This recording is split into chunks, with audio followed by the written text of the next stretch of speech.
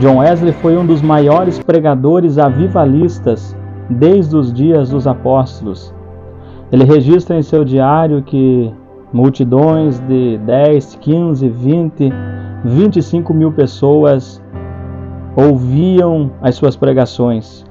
Ele também registra que milhares dessas pessoas se rendiam a Cristo.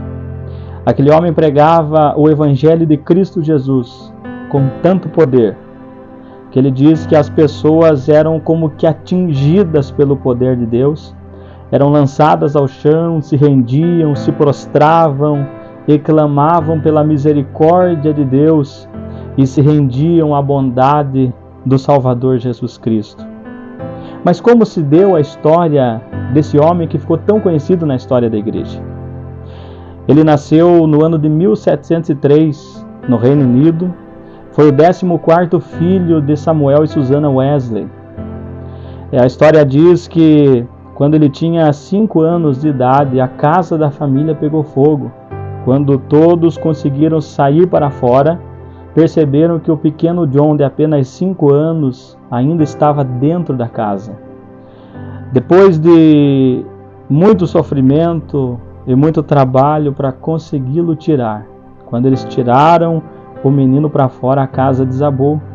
A partir desse acontecimento, desse fato, alguns anos depois, John Wesley fica conhecido como a tocha tirada do fogo. John Wesley também nos conta como se deu a sua conversão. E isso aconteceu quando ele estava em viagem para as colônias inglesas na América do Norte. Ele foi para evangelizar os índios.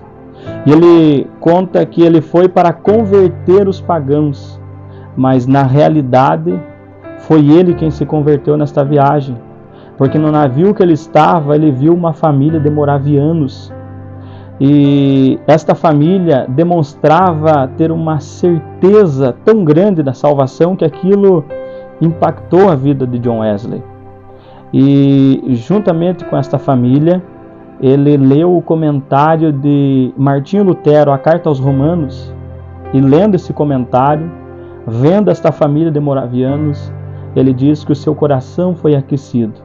E ele reconheceu diante de Deus que ele é um pecador e que ele dependia inteiramente da graça de Cristo Jesus, e ele deposita sua fé em Jesus. E a partir daí ele passa também a ter certeza da sua salvação, como aquela família de moravianos. Mas John Wesley também ingressou na universidade, e ele foi estudar na Universidade de Oxford. E lá ele se reuniu com um grupo de amigos. Dentre eles estava o seu irmão Charles Wesley, o seu amigo George Whitefield e alguns outros rapazes. E ali, com aqueles rapazes, eles formaram aquilo que ficou conhecido na história como o Clube Santo, porque eles se reuniam semanalmente, vários dias por semana, para ler a Escritura, para estudar, para orar, para buscar a presença de Deus, para jejuar, para visitar os encarcerados, para fazer boas ações. E John Wesley registra no seu diário que no dia 1º de janeiro do ano 1739, enquanto eles oravam, perto das 3 horas da manhã, o Espírito de Deus desceu sobre aqueles rapazes com poder. E a partir daquele dia a vida deles nunca mais foi a mesma.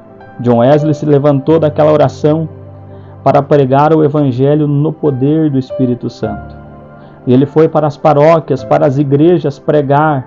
E ele dizia aos líderes religiosos da época que eles precisavam nascer de novo, porque a igreja estava passando por um período de declínio espiritual muito grande.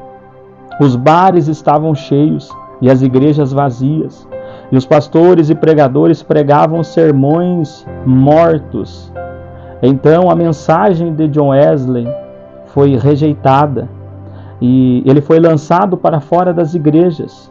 E então ele começa a pregar nas ruas, nos campos, nas praças, e as multidões lotavam aqueles lugares para ouvir a mensagem do Evangelho de Cristo Jesus, e milhares de pessoas se convertiam.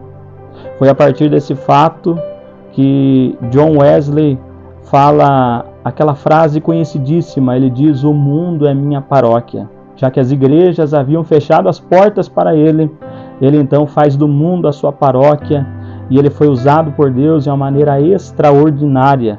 Um dos homens mais usados por Deus na história da igreja. Milhares de pessoas se renderam a Cristo, ouviram a mensagem do Evangelho através dele. Os seguidores de John Wesley seguiram os seus métodos, seguiram as suas pisadas e ficaram conhecidos como metodistas. Então John Wesley também se tornou o fundador do metodismo. É imensurável, é indescritível a obra que Deus realizou através desse servo dele chamado John Wesley.